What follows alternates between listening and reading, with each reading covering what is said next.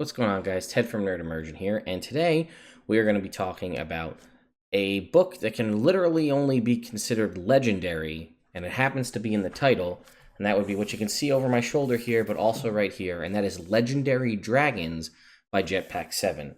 It is a tome. The back here says a compendium of epic dragons for use in any 5th edition setting, and boy is that true. So if you're curious what's contained within, a general overview, and why you should pick this up, stay tuned.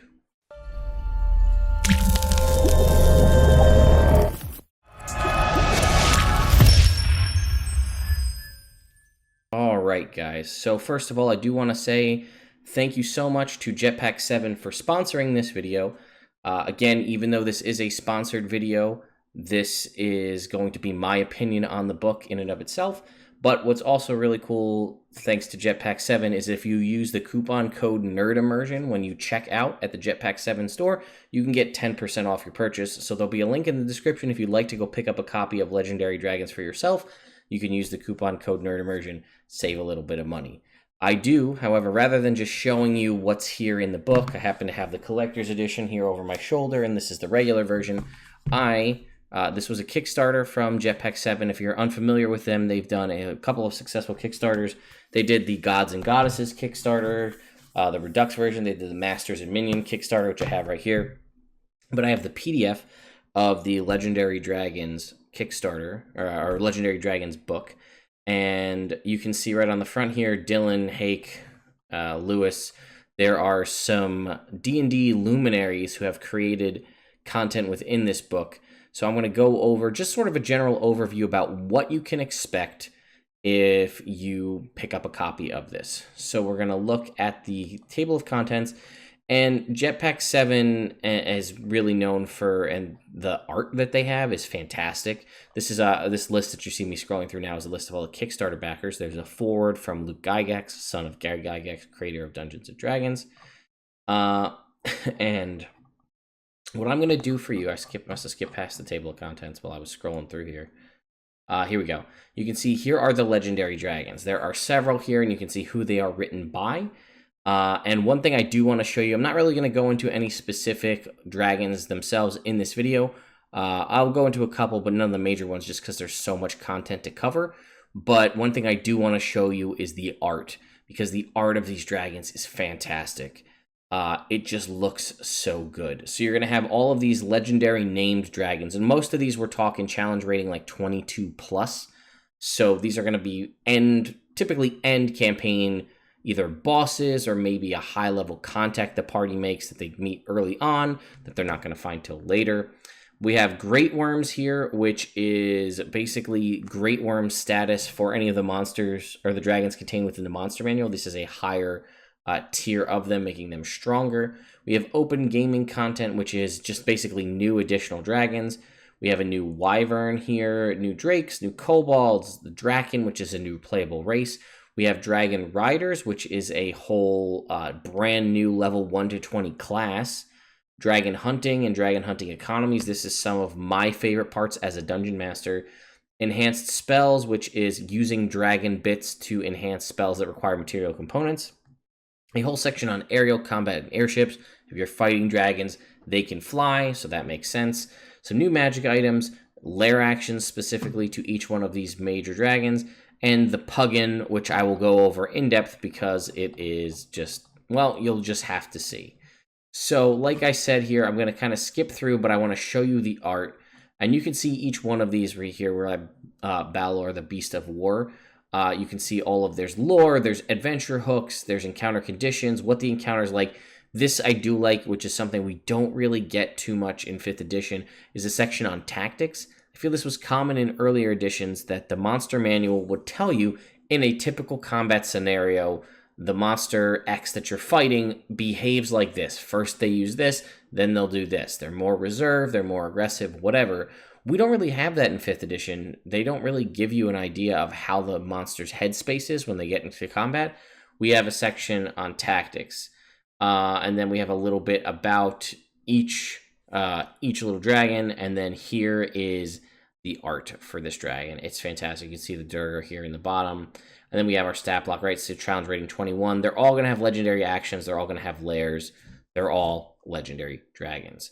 So we have Balag, the Ravaged Worm. I mean, look at these art. This art is fantastic. It just looks so good. Fury, the Dragon Queen of Hell. Here she is right here in her kind of demon-y form. Fantastic. Next, we have Glitz, the Rapscallion. I mean, how can you say no to this? Like, this is a big... I think this is a brass dragon. Brass? Brass? Is it brass? No, it doesn't actually say, which is interesting. But anyway, it's just a drinking. Look at this. Making ale, having a good time. You have Galtharius, the Traveler in the Silver Mist, which is a cool sort of... looks like a silver dragon, almost lindwormy in nature. Ilizini, the Heart Eater. Again, just a badass looking red dragon. But again, none of these are necessarily the type of dragons that you're used to in 5th edition. Green, black, you know, red, silver, brass. Some are, but some are unique. This is Imrig Umris, the Snatcher. You can see this dragon here. We have, this is Jormungand, the World Serpent. So popular with... Norse mythology. You can see this one is more of a serpent-style creature under the water here. Kiana Lavalis, the Keeper of Secrets. This one's like a librarian. It's got little pets. This reminds me heavily of the owl spirit from Avatar: The Last Airbender, kind of living in the library. Kundal, the Rainbow Dragon. This one is like more of a Chinese-style dragon here. It kind of got the long kind of mustachy whiskers. It's all rainbow-colored, and it has that same design. This Kerr, the Dragon of the Void. This just looks awesome. The art is so beautiful in this book. Nagi, the Stone Dragon. Again, kind of a crystalline dragon here. Salathir, Suffering Made Flesh. This one's sort of a buggy, demonic style creature. Looks like it's Fiend. The Shackled Queen. This one, the story behind this one is amazing. Again, I'm not going to go into it too much, but basically, this is a world-ending creature. Like, were this creature to ever be unleashed, it's the end of the world. It's just, the lore on each of these creatures is just so amazing. Tyrion, the Two-Headed Dragon. I also am butchering all the names, I'm sure. Uminaru, Shepherd of Storms. This one's kind of got like a dragon beak. Kind of reminds me of a Coatl from Dungeons & Dragons. Vanadon Nekroth. This one is one of my favorites. You can see all the scratchings and carvings in the skin here. It served the goddess of death and protected her endless book of the dead, a massive tome which, thanks to his diligence, bore the name and final words of all creatures who ever have died or whoever will die. And basically now those are inscribed on his skin and on his scales. We have Veratra, the Wretched Worm, which is kind of this weird, kind of gross looking pestilent kind of dragon. And Zavor, the Plague Bringer, which is, again, a kind of gross disease-ridden one. And Zuth, the Eternal, which doesn't even look like a dragon. This thing looks more like a big, hulking monstrosity, almost Cthulhuan in nature, if that can be a word. And then here we have Great Worms, right? So this is sort of a red dragon. And these are, it says, you know, right here, true dragons fall into chromatic or metallic. These are the ones living 1,200 years or more. So you can see the challenge ratings are bumped up. Everybody is more powerful and has increased basically statistics on everything for all of the metallic and chromatic dragons. And then here we get into some other, this is kind of what they're calling the open gaming content. So this is, I'm not going to sing the praises entirely of this book throughout. I do want to say that I do have a couple of pet peeves in spots, and we'll go over those as we go through. So this, like, here we have all the Great Worms. It tells you everything. And then all of a sudden it just rolls into this, what they're calling open gaming content about dragons, which is awesome. The stuff contained here is fantastic. But like a transitionary page, perhaps, a header that's saying, now we're going to talk about open gaming content and what that means, rather than just rolling into it. Because this could be something, if you're looking through for the next piece of art or something, you could just glance right over and miss it. And there's stuff here that you're going to want to see. And the one here I'm going to talk about here is Lo the Wish Runner by Hunter Henriksen. Little's known about Lo. Few have seen her, and fewer still believe what they saw. Small dragon, Lo is no bigger than your average house cat. Her skin is not scaled, but smooth and translucent, giving the lucky soul who sees her a full view of her intricate, luminescent internal organs. Her wings come in a set of 4 and alternate, flapping in a lazy and methodical is the word I'm looking for, kind of way. While she has claws, they are delicate and barely touch the earth beneath her. She appears to hover gently off the ground, suspended by the soft motion of her wings when she's not moving. Whatever is known about Lo revolves around the legend that her very existence proposes a challenge. With such a challenge comes a reward, indeed the greatest of rewards. Any who can catch Lo in a game of speed is granted one wish, a purest wish, a wish that reflects the true desires of the captor's words. None yet have seen whether the legend holds true. Lo's challenge is the chase. She holds no interest in killing, nor will she reward a challenger for doing so if they can manage it. Those that do find a way to strike Lo down are cursed until they rot in the ground. Following death, their children inherit the curse, and their children's children until the family line is snuffed out entirely. Only then, when the tales of the great sin have colored the land and ensured the sanctity of the challenge, will Lo return and give her eager adventurers the chance to catch her again. She's a challenge rating 10, small adult dragon. She doesn't have a specific type here, right? That's kind of the thing about the open gaming content, which again, I think would have been really done well if it was spelled out with like a header piece. So if she's reduced to hit points, she immediately plane shifts to a random location. Here's the curse. This is what we want to say. If Lo is killed, the creature that killed her suffers Lo's curse. A creature afflicted by this loses their proficiency bonus and suffers disadvantage on all ability checks, attack rolls, and saving throws until they die or the curse is removed by a wish spell or comparable magic. If the creature afflicted by this curse dies, the curse moves to the next of their name. If they have no children or family members that share their curse or share their name, the curse is lifted. When the curse no longer persists, Lo returns to the material plane. If a Lo starts her turn with 0 movement speed and ends her turn with 0 movement speed, she grants the creature responsible 1 wish. After that, she disappears for 1d6 years. And we can see her legendary actions and things like that. But how interesting is this? It's this cool kind of house cat-sized dragon with a glowing see-through body, and you can see her organs. But if you catch her in a game of speed, she'll give you a wish. And this sounds to me like sort of something I think you'd find in like a Legend of Zelda game. Like this is like a side quest you could go on to get some unique item or expanded inventory slot.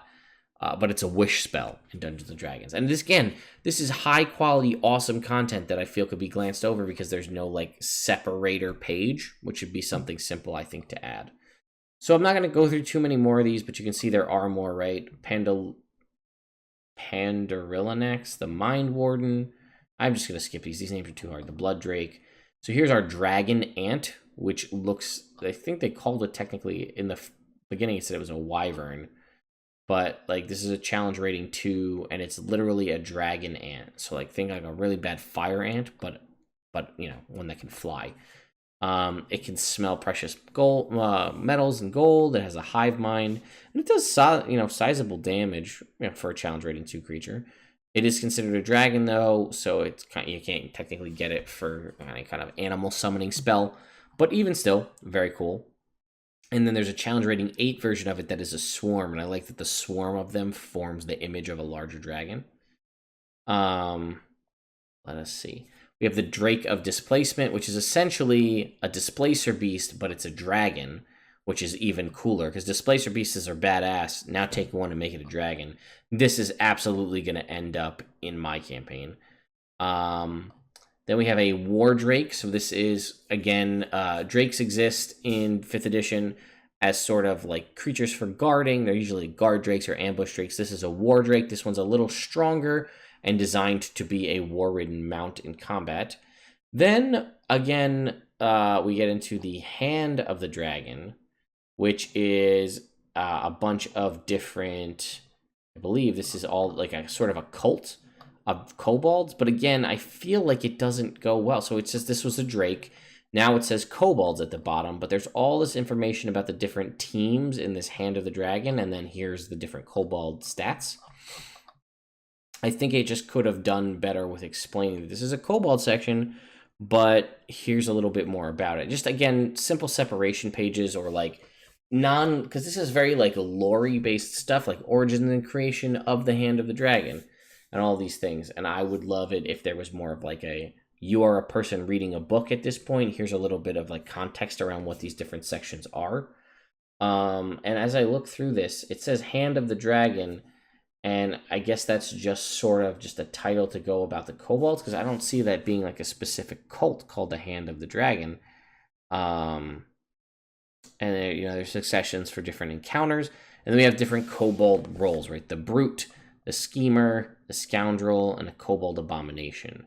Here is a Drakon. Again, I feel like it just, I don't know, it just, something bugs me. I feel like it could be handled with like a full page piece that separates the chapter. Maybe not in every case, but the Drakon, I think, is how you're supposed to pronounce it. This is a brand new playable race for 5th edition. Again, non-official, as Legendary Dragons Jetpack 7 is an official Wizards of the Coast published product, but there's no reason you couldn't choose to incorporate these in your own homebrew game. It is similar in my mind. I feel like it is very similar in a lot of ways to the Dragonborn, right? You are going to get different bonuses based on your dragon heritage. You're going to get a breath weapon. You're going to get a resistance, which seems very, again, Dragonborn-y. But you're going to get a couple other things. And there are I think in my mind, it's a good idea in concept, but I think it's overly complicated. And I don't think it has to be. Do I have an answer on how to fix it? No. But I do think it's just too much. And you sometimes run the risk of having this happen when you're looking at third-party stuff, whether it's on the internet or published. Sometimes people want to just put in so much, and sometimes that's just not the case. So random dragon-like mutations can appear in children. Sometimes it is known if a child is affected when they are born with easy identifiable eyes, horns, or skin. Some children do not show symptoms until they begin to turn into adults. So you can see here the type of dragon is based on chromatic or metallic, and that's going to give you your ability score improvements. But you see like the black dragon gets 3, 1, 2, 3. The other ones only get +1 to 2 stats. The red dragon gets +2 and +1. So it's an interesting non-balanced dichotomy of the ability score improvements. So that I would change to make them more or less in line with everything else. So they have magic flowing through their veins. Choose the powers that manifest from the mutation charts. There are 4 levels of mutations ranging from cosmetic to draconic. And again, you can see my point. It's so much stuff. I think it's almost too much. And then they have the breath weapon piece, where they tell you what the different ranges are on each of those. A creature takes 2d6 damage on a failed save, half as much on a success. And I believe this section here is almost a copy-paste from what the Dragonborn section is in, not directly, but like as far as the damage and the progression of it seems to be almost identical to the 5th edition Dragonborn. You have your resistance, and then you can speak arena at common. And then here are your traits. They give you traits based on like your personality traits based on your race. And then there's, look at this. Look at the length of these. These are the level 1 cosmetic mutations. Here's the level 2 abilities, level 3 abilities and drawbacks, and level 4 drawbacks. So it's just like, but I mean, look at the size of this text. This is like almost 3 pages for something as simple as like, well, like look at this one, at +2 added to charisma. That's huge. So I'd have to do more research into, at first level, roll 1d4 to see how many mutations you have. So it's a random generated thing. It could be 1, it could be 4. To see which mutation chart to use, take the number 1 to 4 rolled and make as many percentile rolls 1 to 100. On a roll of 1 to 50, use level 1. On a roll of 51 to 85, use level 2, and so on. Roll mutations again at 4th, 8th, 12th, 16th, and 20th level. That's 1, 2, 3, 4, 5, 6 different mutations. And one of these here, like I said, I just happen to look at is +2 charisma. It's not +2 charisma until you reach a certain level either, so it looks like it's just a flat-out +2 constitution.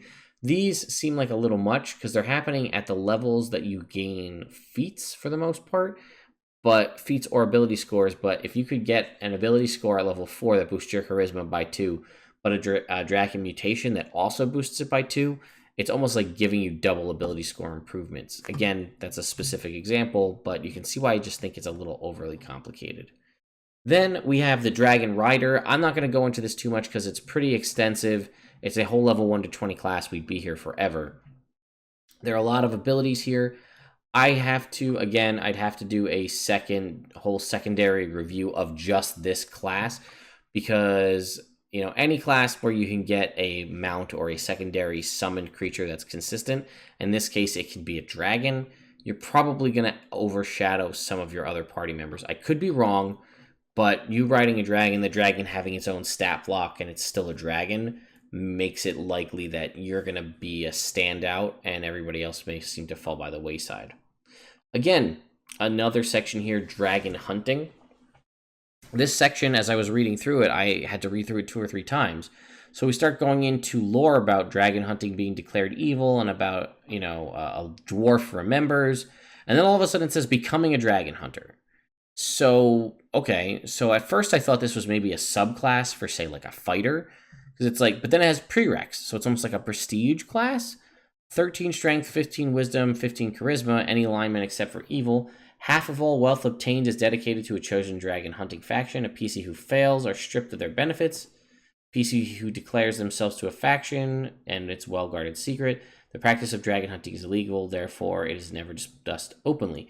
And then you just get benefits for this, right? Advantage to frightful presence against saving throws against frightful presence, saving throws against breath weapons. At 10th level, you can choose resistance to 1 damage type. At 11th level, you can use True Strike as a bonus action. And immediate attunement to dragon tools, which is a magic item. But, like, I feel like there needs to be more frame of reference around what this is. Because it's not a class. It's just sort of like a template that you tack on top of everything you already have, just giving you more benefits. And that seems like that may end up being a little OP. And they give you the dragon hunting factions and the dragon swords, Lights of the Golden Triumph, the green swords. And this is 100% my favorite part of the entire book, because there were whole books dedicated to dragons in past editions, the Draconomicon. Sometimes there was 1 or 2 different Dragonomicons. They were fantastic resources for everything dragons. We don't have that in 5th edition. I don't know if we're ever going to get it, so Legendary Dragons is going to be one of the closest things you're going to get. And what is this? This is, and I don't know how many times I've been in a campaign where we fought and beat a dragon, and the first thing out of everybody's mind is what can we salvage from the dragon? Dragons, in theory, are rare. Dragon scales could maybe be used for armor. Dragon eyes, dragon's teeth, organs, meat. What can we do with this? How much can we make for it? Who's going to buy it? And this gives you all of that, right? So look, blood, 10 vials, claws, each claw. The Dragoness Fundamentum is basically the thing that's going to produce the whatever the breath weapon is. Horn, liver, scales, skull, tooth, wormling, young, adult, ancient. It has all of those. It has what their usage is for, what their gold value is for, and then it also has a DC for field dressing the dragon and extracting it, how hard it is to do, what the result is if there's some sort of catastrophic failure, and then spoilage is how many days the part will last once it's been harvested. This is amazing. I wish I had this. Anybody who's running a Tyranny of Dragons campaign or Horde of the Dragon Queen, Rise of Tiamat, you're going to want to get this book just for this, because your party's going to encounter a ton of dragons and they're going to want to try to capitalize on making money off the parts. This does most of the legwork for you.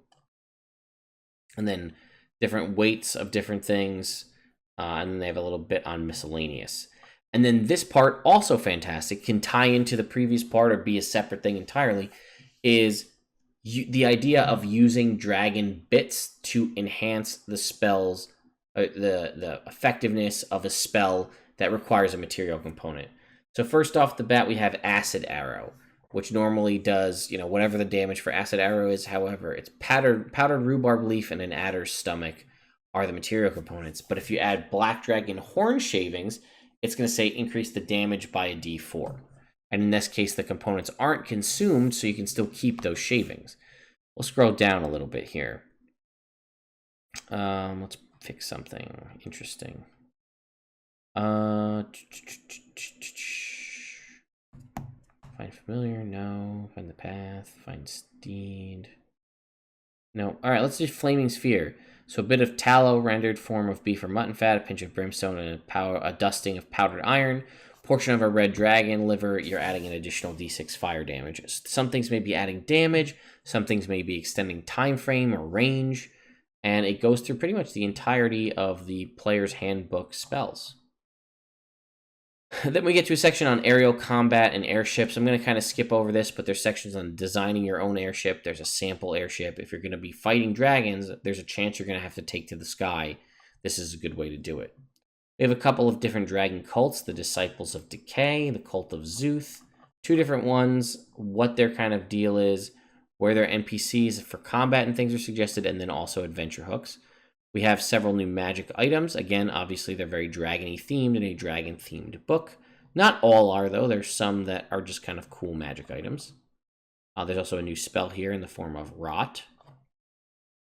Then we go over a section of the lair actions for each of the legendary dragons contained at the start of the book, and you can see some more art here. And then the last piece that I'm going to touch on here is the Puggin. It is an arguable fact that the Elves of Sinfarael are master dragon breeders. Not only have they created various dragonoids with which they can bond and ride upon, they've also created many different breeds of dragons, including the Puggin. First conceived as companions to children, these adorable creatures soon became highly sought-out status symbols in the rest of the realm. It's like a pug, corgi, dragon, dog thing. It's adorable. Generally, wealthy females often keep them as pets and as a status symbol, for they are as exotic as they are cuddly. They are a fashionable accessory as much as they are a companion, often carried beneath an armor in a special box with a shoulder strap. The bearer of a Puggin receives a +2 bonus to persuasion checks, as they are quite appealing to those who behold them. Upon seeing a Puggin, a creature will make a DC 13 wisdom save. On a failure, they are compelled to approach and pet it, and it is called compelled petting. Again, not really a combat-specific creature, but a cool creature nonetheless. It's adorable.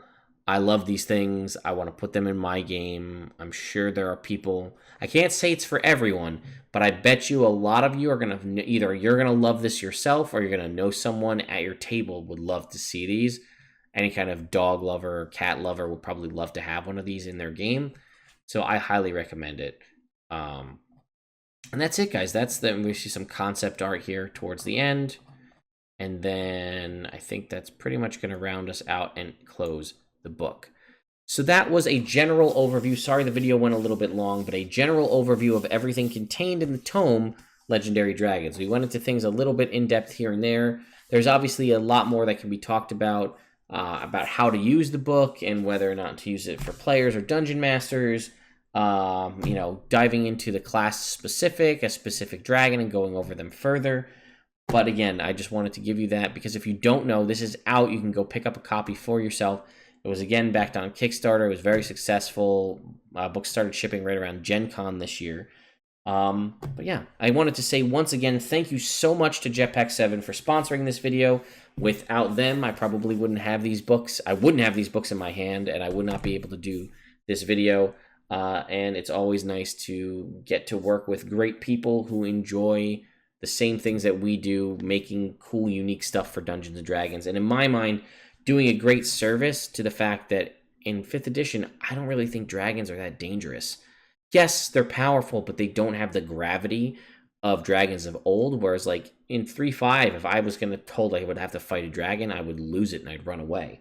Now in 5th edition, if someone's like, oh, you got to fight a dragon, I'd be like, okay, I could do it. I've played Tyranny of Dragons, so I'm desensitized to dragons anyway. But after a while, they just sort of you fall into a rhythm. And unless the DM does something specific to make them unique, they're relatively easy to defeat, which is why the dragons contained in here are so much better. So once again, guys, there will be a link in the description to the Jetpack 7 store if you'd like to pick up a copy of Legendary Dragons for yourself. If you use the coupon code NERDImmersion, so that's NERDImmersion, all one word, no spaces, you'll get 10% off your order. So once again, thank you, Jetpack 7. If you like this video, feel free to give it a like and subscribe to the channel so you don't miss out on more content like this in the future. Jetpack 7 are cool people. I met them at Gen Con, so we may be working together more in the future, so be on the lookout for that. I also stream every Monday, Tuesday, Wednesday, and every other Sunday, so there's a link to our Twitch chat below as well. So if you'd like to check us out live, you can do that. And let me know, did you pick up a copy of Legendary Dragons? Why did you do so? Were you in the same boat as me, wanted a cool tome to add interesting dragons to your campaign? Did you not? Why and why not? Was it the price tag? Were you just not that interested in using dragons? Is it because you're unfamiliar with a company like Jetpack 7? And I should say MSRP for this without any disco is $34.99. Did my review help, an overview sort of help sway your opinion one way or another? Let me know in the comments below, and I'll see you guys next time.